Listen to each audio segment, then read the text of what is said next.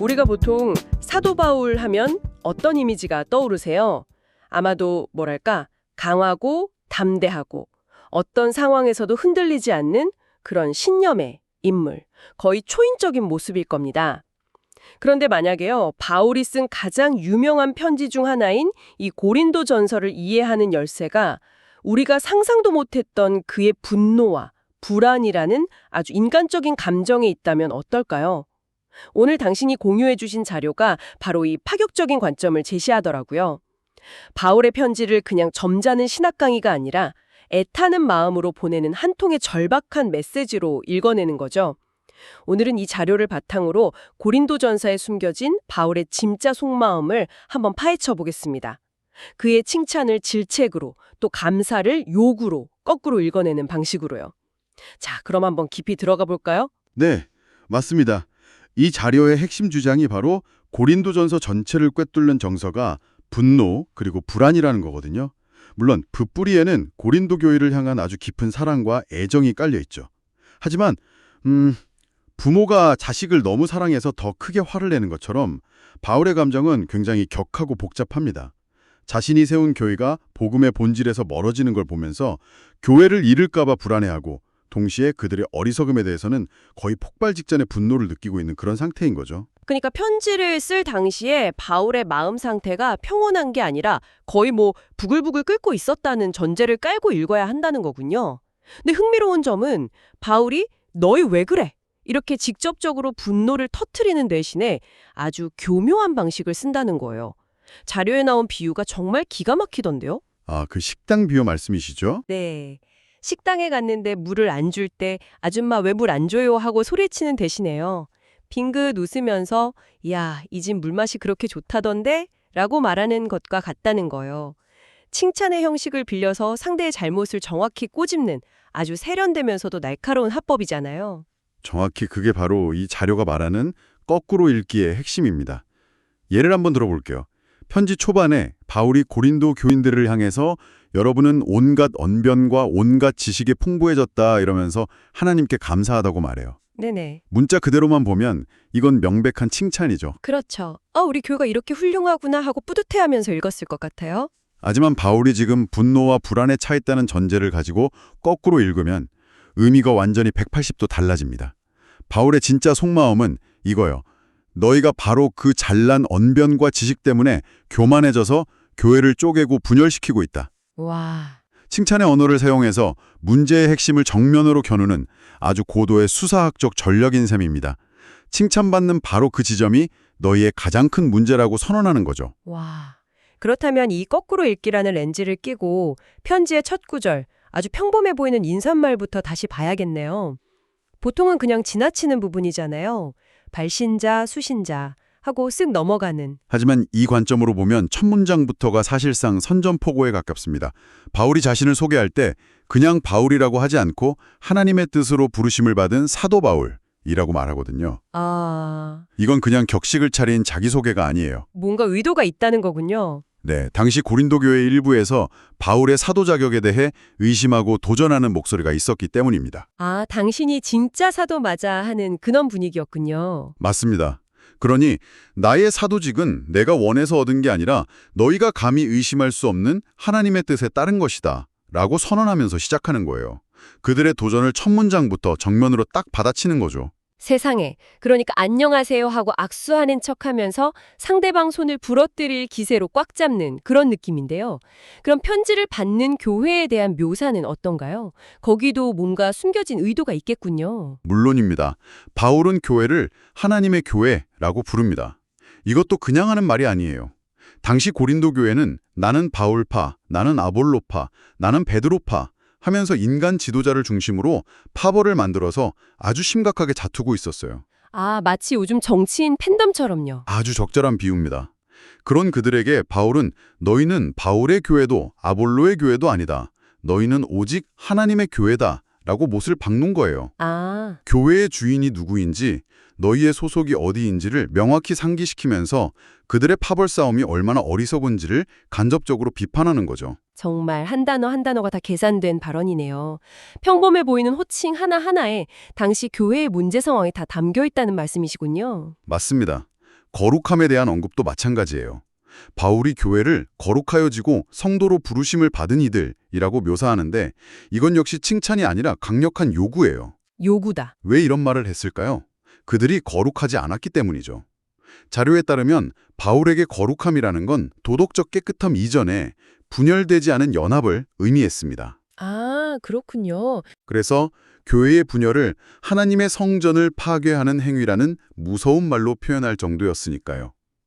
그러니 분열된 그들에게 너희는 거룩해야 한다고 말하는 건 곧 너희는 제발 하나가 되어야 한다고 절규하는 것과 같은 겁니다. 정리해보면 편지의 정말 첫 세 구절 안에 자기 권위를 세우고 교회의 주인을 상기시키고 분열을 책망하면서 연합을 요구하는 메시지가 전부 다 담겨 있다는 거네요. 정말 놀랍습니다.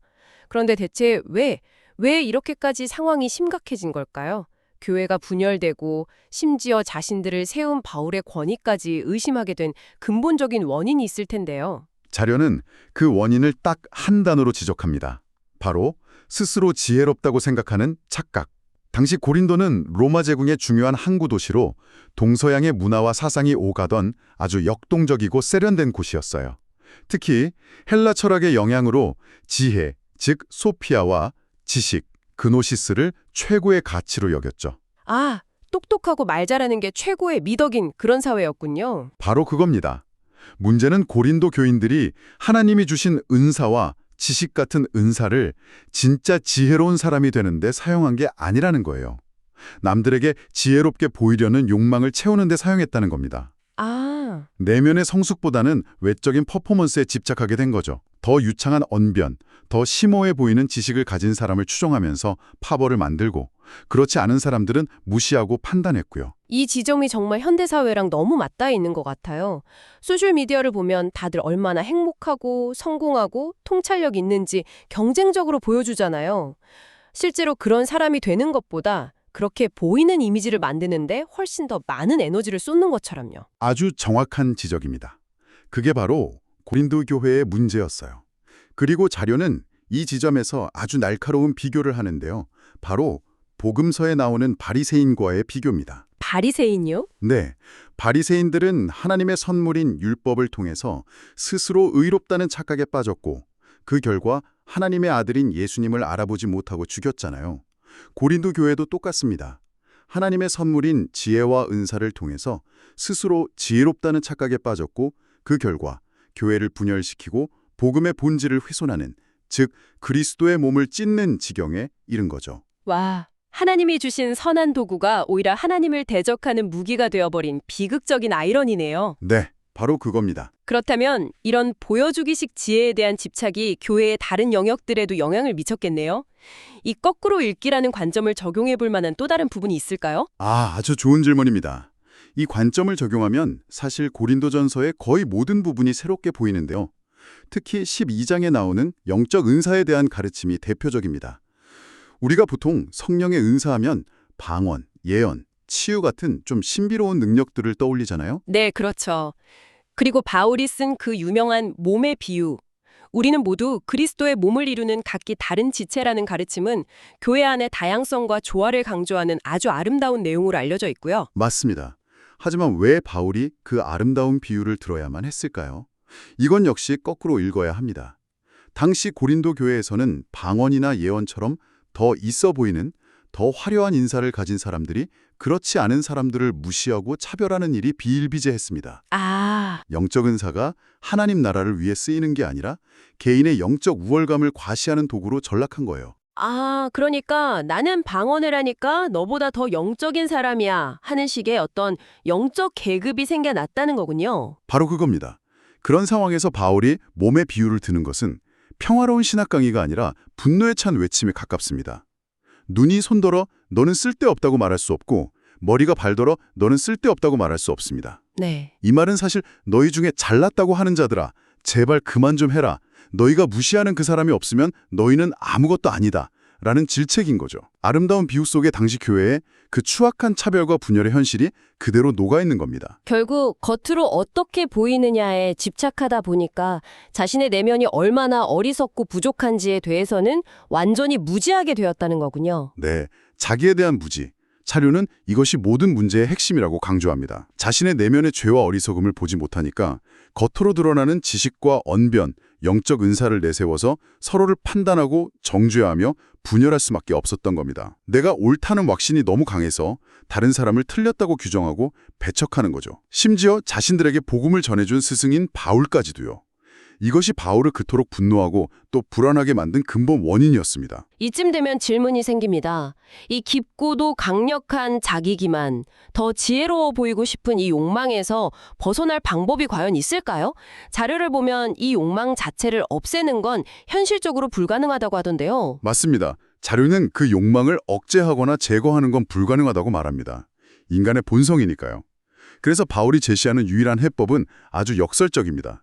바로 자신이 무죄하다는 것을 인식하는 것입니다. 고린도전서 3장 18절에서 바울이 이렇게 말하죠. 정말로 지혜 있는 사람이 되기 위하여 어리석은 사람이 되어야 합니다. 어리석은 사람이 되어라. 이건 정말 역설적이네요. 마치 문제를 해결하기 위해 문제 속으로 더 깊이 들어가라는 말처럼 들리는데요. 정말로 바보처럼 행동하라는 뜻은 아닐 텐데 이게 구체적으로 무슨 의미일까요? 물론 어리석게 행동하라는 뜻은 아니죠. 이것은 세상이 나를 아무리 지혜롭다고 칭송하고 심지어 나 스스로도 그렇게 느껴지는 바로 그 순간에조차 나는 근원적으로 어리석고 무지한 존재라는 사실을 잊지 말라는 겁니다. 내 판단이 얼마나 쉽게 틀릴 수 있는지, 내 시야가 얼마나 편협한지, 내 동기가 얼마나 이기적일 수 있는지를 아는 것. 그 차가운 자기인식이 바로 진짜 지혜의 시작이라는 거죠. 하지만 그게 현실적으로 어떻게 교회 분열 같은 문제를 해결할 수 있을까요? 내가 무지하다고 인정하는 것이 다른 사람과의 관계를 어떻게 바꿀 수 있는 거죠. 아주 중요한 질문입니다. 내가 근원적으로 어리석고 틀릴 수 있는 존재임을 인정할 때 비로소 우리는 타인의 의견에 귀를 기울일 수 있게 됩니다. 내가 100% 옳다는 확신이 깨질 때 나와 다른 사람을 정죄하는 대신 이해하려는 노력을 시작할 수 있죠. 더 나아가서 내가 지혜의 근원이 아님을 인정할 때만 우리는 진짜 지혜의 근원이신 하나님을 바라볼 수 있습니다. 내가 모든 것을 안다고 착각하는 순간 더 이상 하나님을 찾을 필요가 없어지니까요. 내 안의 부족함과 무지를 아는 것, 이 자기 무지에 대한 지혜야말로 우리를 교만과 분열로부터 지켜주는 유일한 길이라고 자료는 강조합니다. 오늘 우리는 당신이 보내주신 자료를 통해 고린도전서를 정말 완전히 새로운 시각으로 읽어봤습니다. 이 편지는 더 이상 점잖고 차분한 신학 논문이 아니라 사랑하는 교회를 향한 한 인간의 분노와 불안, 그리고 절박한 사랑이 담긴 열정적인 외침이었네요. 핵심은 칭찬 속에 숨겨진 날카로운 비판을 읽어내고 모든 문제의 근원인 지혜로워 보이려는 욕망, 그리고 그로 인한 자기 무지를 파악하는 것이었죠. 그리고 그 유일한 해법은 역설적으로 스스로 어리석은 자가 되는 것이었고요. 네, 이 자료가 제시하는 2000년 전 고대교회의 문제는 놀라울 정도로 오늘날 우리의 현실과 맞닿아 있습니다. 우리 모두가 소셜미디어를 통해 자신의 가장 빛나는 순간만을 편집해서 보여주고 좋아요와 팔로워 수로 자신의 가치를 증명하려는 시대에 살고 있으니까요. 여기서 마지막으로 당신께 이런 질문을 던져보고 싶습니다. 혹시 우리도 진정으로 지혜롭고 선하고 성공적인 사람이 되는 실질적인 노력보다 그렇게 보이는 이미지를 관리하는데 더 많은 에너지를 쏟고 있진 않을까요? 어쩌면 남들에게 지혜롭게 보이고 싶은 우리의 그 간절한 욕망이 역설적으로 우리 자신의 진짜 어리석음을 보지 못하게 만드는 가장 큰 장애물일지도 모릅니다. 당신은 어떻게 생각하시나요?